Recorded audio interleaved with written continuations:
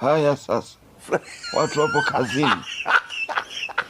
Sasa mbona wewe kimya? Yaani blaza. Shida nini sasa? Mbona unaonekana sasa kama una matatizo? Yaani huwezi amini kabisa nangu. Shida nini sasa? Kwani wewe una taarifa lakini? Taarifa ya nini wewe? Sasa mbona umeanza kunichanganya? Taarifa ya nini sasa? Sasa wewe taarifa ya nini sasa?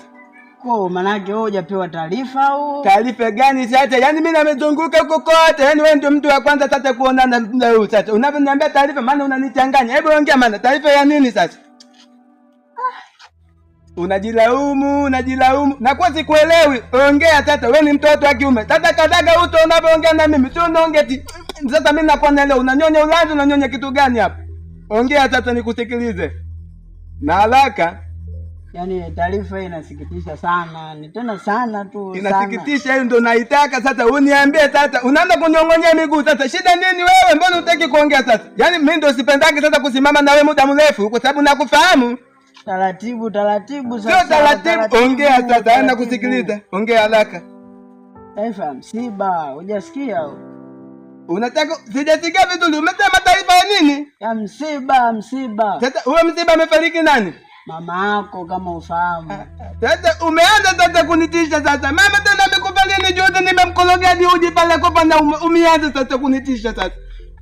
Yaani ulienda kumuona lakini tulia kwanza sasa. Pameanza kuuma hadi kwenye figo sasa. Sasa wewe ngoja kwanza niache kwanza. Tulia sasa, tusiwe hivyo. Mimi umenitisha sasa, pameanza kuniuma hadi sema mbele kwa yeye umaki. Maini yamekaribiana jirani na bandama. Yaani panauma kweli. Yaani sio hivyo. Mimi nilikwambia. Tulia sasa, unanitisha sasa. Tulia mama, juzi tu mimi nimetoka kuambia nataka kile kiwanja cha bondeni cha Ulisi. Sasa unauliza taarifa ndani.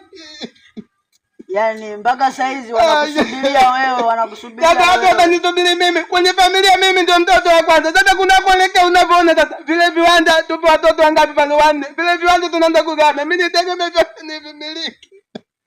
Wewe utapata. Imeniuma sana. Wewe sio hivyo. Wewe unajua siri kubwa pale. Mimi nakwambia ukweli. Siri pale hujaijua. Kila kiwanja kinachokijua hata bondeni mama aliniandikisha mimi. Sasa vitu vyote kwa nikabidhi, alikuwa anasubiria tu siku 3 ndio nikabidhi. Sasa amefariki sasa. Unanitisha sasa. Hebu tulia kwanza. Tulia niinuke. Maana utakapotaka kuniinua wewe unaniharibia position. Tulia kwanza sasa. Unalia msiba, unalia kukosa viwanja. Sio kukosa viwanja vyote.